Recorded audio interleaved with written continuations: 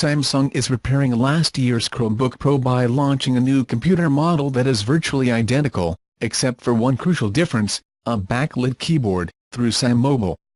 The new model presents exactly the same specifications as the original. It has the same design, the same 12.3-inch screen, 2400 x 1600 pixels, and the same Intel Core M3 processor, 4 GB of RAM, 32 GB of storage, and a price of $599.99. The lack of a backlit keyboard was always an omission given the relatively premium location of the Chromebook Pro in the Chromebook pantheon, so it's nice to finally see the feature, even if it's almost a year late. Unfortunately, only the Chromebook Pro seems to get the new keyboard. The slightly cheaper Chromebook Plus keys will be stuck in the dark for now.